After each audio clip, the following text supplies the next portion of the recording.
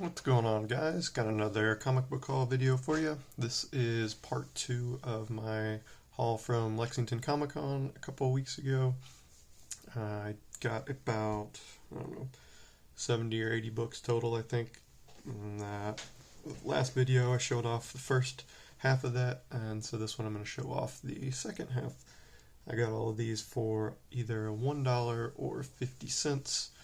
Like I said, from Lexington Comic Con in Lexington, Kentucky. It was about a month ago, probably now. Just really fun show. Got to dig in a bunch of boxes for 6 or 7 hours. So spent a good portion of the day down there and had a lot of fun. And came away with some great books. So I'll go ahead and get started here. The Judgment Day Alpha. This is one of the variant covers. I think I showed off just cover A few videos ago.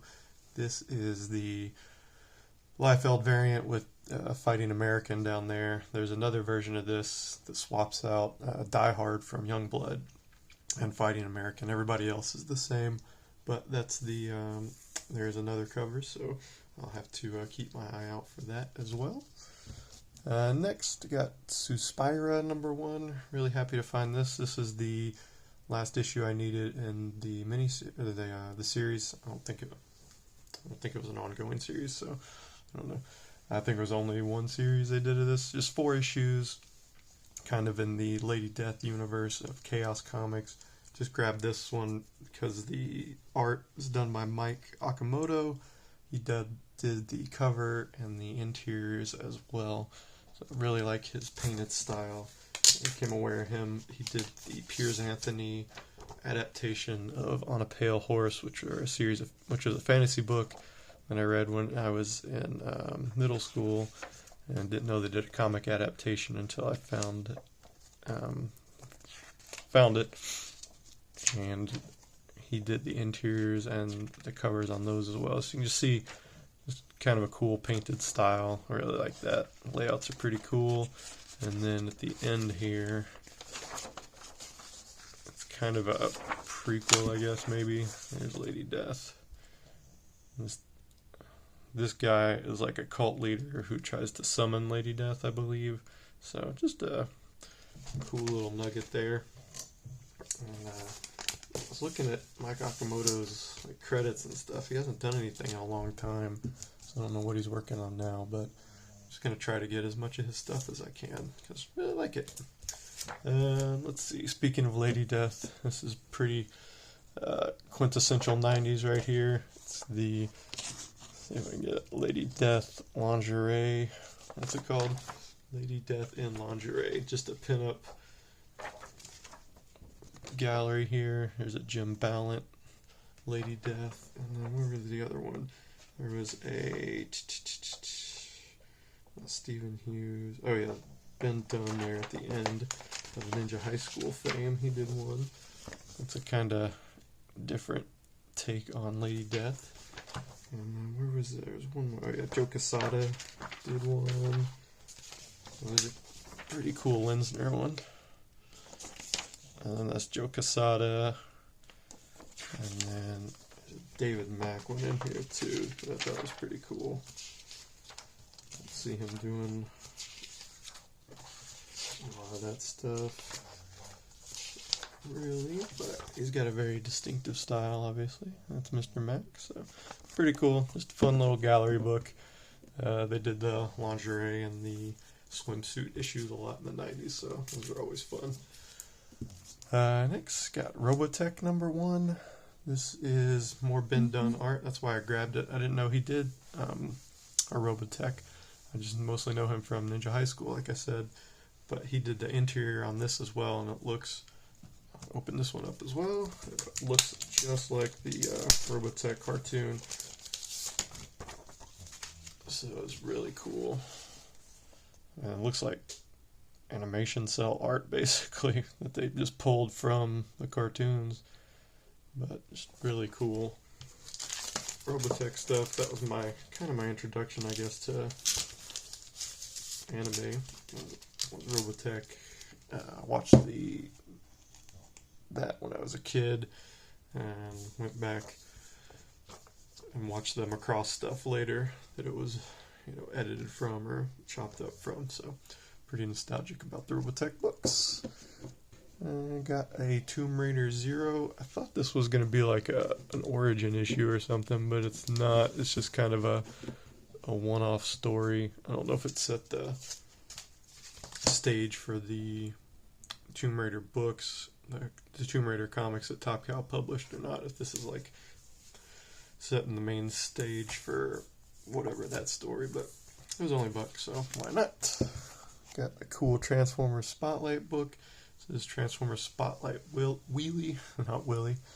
I picked up a few of these different Spotlight books a few months ago, but I didn't see this Wheelie one. This is the cover B. It's kind of the distressed cover look. It's got, it looks like there's a tape pull right there, and then a 50-cent sticker. That's all just part of the design. So just thought that was really cool. So picked up some copies of Haunt to fill out the early runs. I'm going to try to get as much of the early stuff where Kirkman, or I think Kirkman wrote all of it, where Capullo and McFarlane were doing the art. So I guess Capullo did that interior art. And he did a lot of the early covers too, with McFarlane inking them. That's just Capullo on that one, number 12. And then that's Capullo and McFarlane inking him on number 16. And then last one I got was 17. That's just Capullo on that one as well. So I think those are, I got a few of the early issues. Number 1 will definitely be the hardest to come by, but I will keep looking and keep my fingers crossed that I'll be able to find it. Next, got this, The Bequest number 4. Just a cool Freddie Williams series.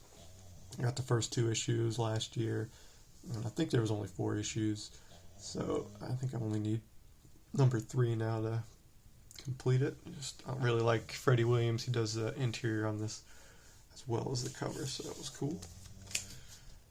Next, got some crossover books here. This is Vampirella and Witchblade. This is a Mark Teixeira cover. That's what caught my eye on it. I'm not really a big Vampirella or Witchblade fan, but they do have a lot of cool covers. So Mark Teixeira is one of my favorites from back in the 90s. So when I saw this, he's got that very distinct style, so had to grab that. Then another crossover, we got Unholy Union number 1. This is a crossover between Top Cow and Marvel there, you can see. It's got Darkness and the Hulk, and then we've got Ghost Rider and Witchblade, and then it's got Doctor Strange in it as well. And there's some pretty cool stuff I love to show. In this one, there's when Ghost Rider comes busting in. So Darkness, or Jackie Escatado, the story starts off with him getting, he was being prosecuted and he got off without having to go to jail, and in the conversation you find out that Matt Murdock was his lawyer, so that was pretty fun. And then all heck breaks loose when Ghost Rider shows up, and then Hulk shows up, and they start fighting.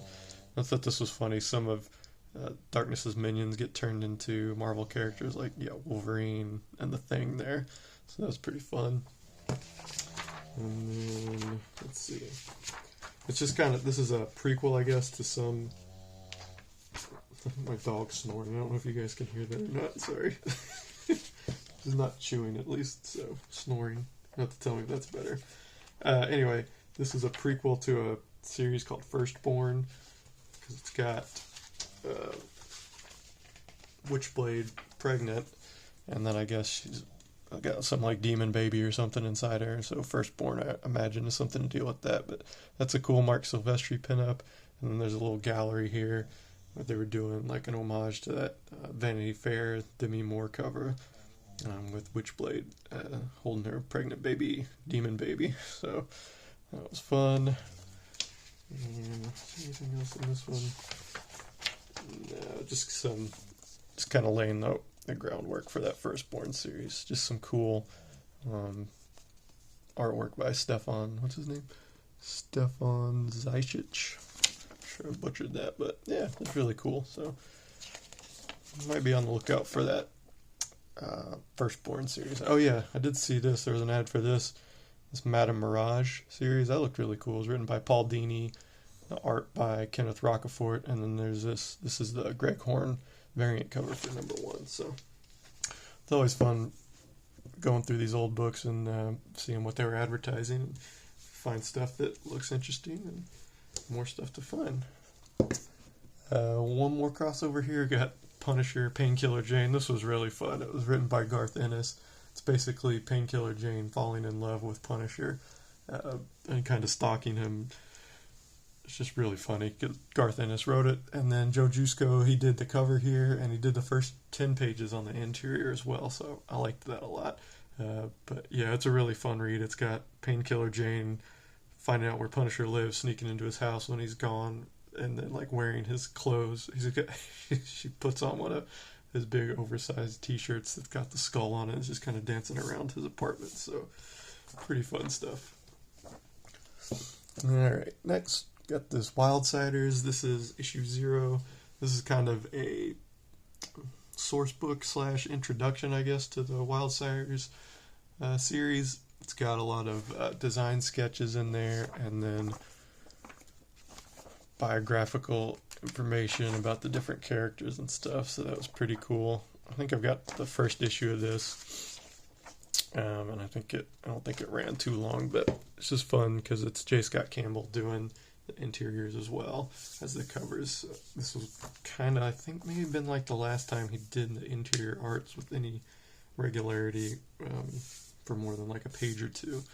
And he's strictly cover artist now, so I always like finding their stuff. Of course, he did a lot of the Gen 13 stuff too, but this is a little newer, so that was cool.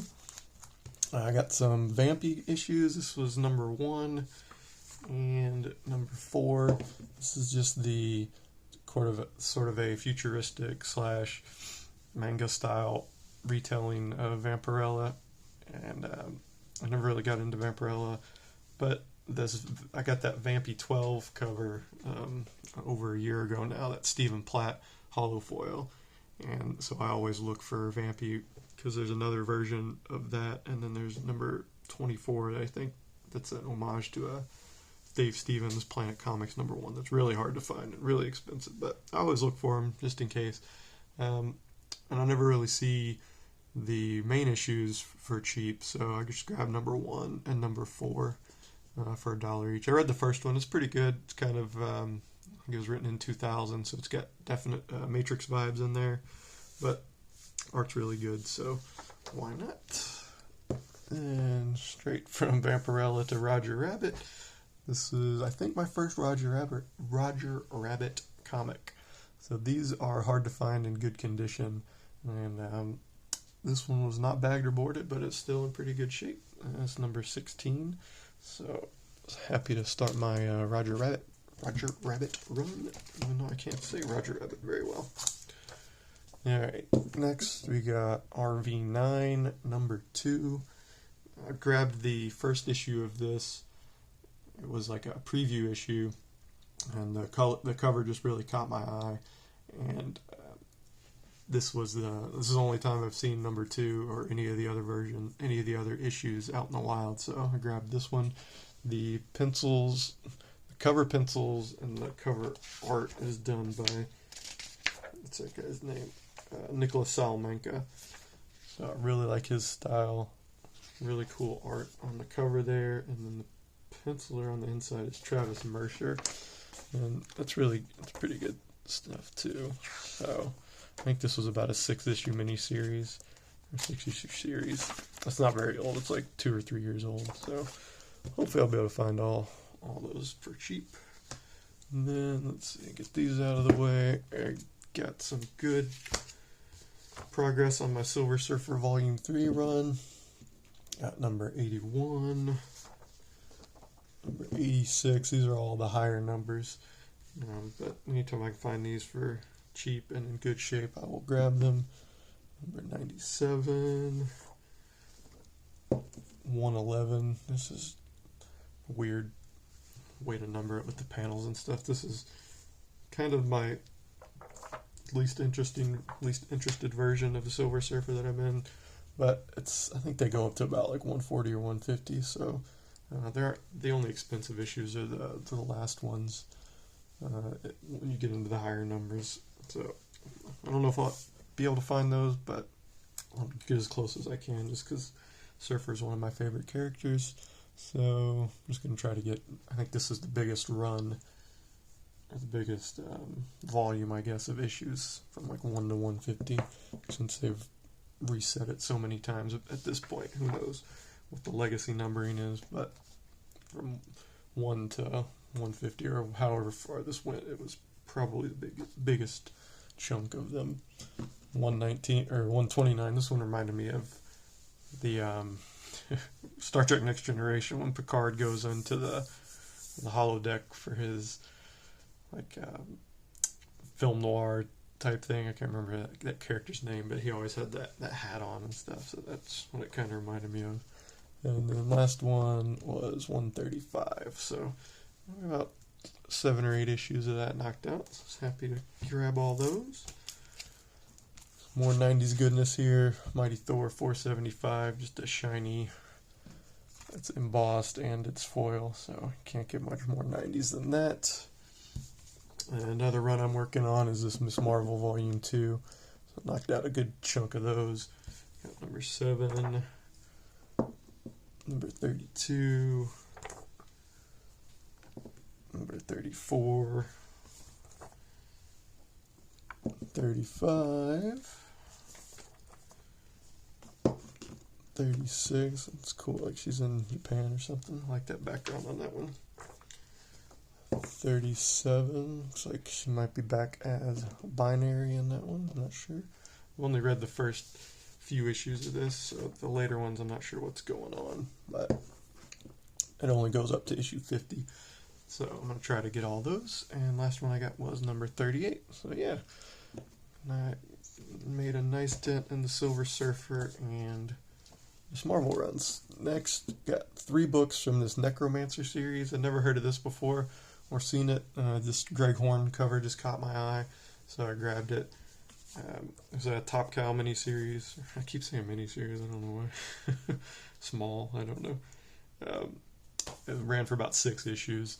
So I got numbers 1, 2, and 3.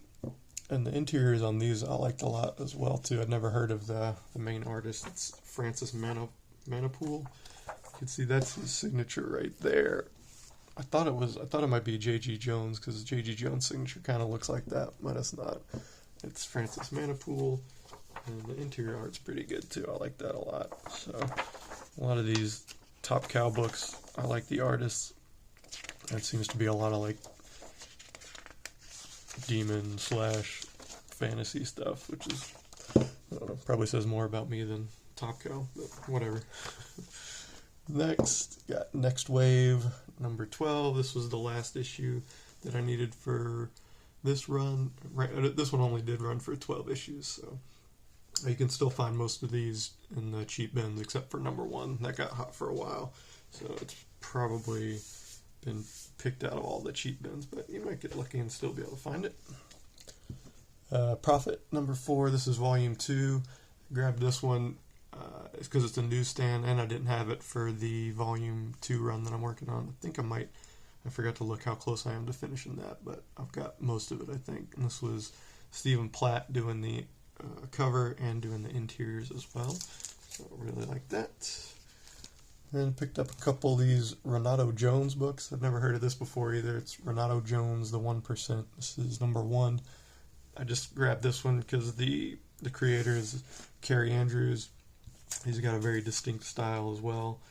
And he does the interior art on this. So I got number 1, and then this is season 2, number 1. So this is his creator-owned project. So I haven't given them a read yet, but it looks like fun, and the art on the inside is really cool. Very manga / anime style, so that's fun. Wrapping it up here. I guess this is technically a crossover. It's not a crossover title, I guess, because it's Shadowhawk number 17, but it's crossover with Spawn, so had to grab that. And then I had to grab this. I do like the parody books. And this is Meadowlark number 1, obviously a parody of Shadowhawk. Got the cool Shadowhawk shiny cover. Looks like he's got a, what is that, like a, it looks just like the Shadowhawk 1 cover, but for some reason it reminds me of a basketball, the way that one's drawn. I guess it's because of the lines on there. And I thought this might be a Cerberus parody of Shadowhawk, but it's not. It's just the Spit and Image guys who do a lot of the parodies at the time, like they did. There's some ads for Brigade, Hamster's Lost Treasures, and there's some other fun stuff. Yeah, the cable TV. I thought that one was fun. Supreme, it's like a preemie baby. Can't get much weirder than that. And then there's a crossover: Petworks versus Wildcats. So yeah, I like the parody stuff, especially the '90s, because can't laugh at that stuff. What's wrong with you? Last couple books here. We got Mass Effect Foundation number 8, just a Mass Effect run that I'm trying to work on. This will probably be the only book that I might try to sell out of this lot. This is a Marvel Spectacular, Assistant Size Spectacular number 2. It's the first appearance of Galacta, I think. That's Galactus' daughter. And then it's got Elsa Bloodstone and Luke Cage story in there as well. And then last book, oh, I'm not sure how much it'll sell for. I sold one of Galacta's other appearances for about $20 last year sometime, but I can't remember how much that one sells for. Wrapping it up, I guess I should put this in with the Silver Surfer stuff, but anyway, Marvel Age 52. This was just the Marvel News magazine from the 80s, before the internet, and they would show what was coming out and then preview some of the upcoming storylines, and then they had like checklists in there so you could check which books you wanted to get when they came out. And the depressing part about this is they have books for sale at the back, and I won't open it up and show you, but suffice it to say they were selling books back in 1987 for much cheaper than they are now. There was like Spider-Man 129, first appearance of the Punisher, for like $2, and then they were selling Hulk 181 for $24. So prices are a little bit more than that now, but you know, if only we could go back and buy them for cheap. But anyway, guys, that's gonna do it. These are all the comics I got from Lexington Comic Con this year. Sorry with the mush mouth on this video, guys. I don't know what's wrong with me. But hope you enjoyed it, and I will talk to you later.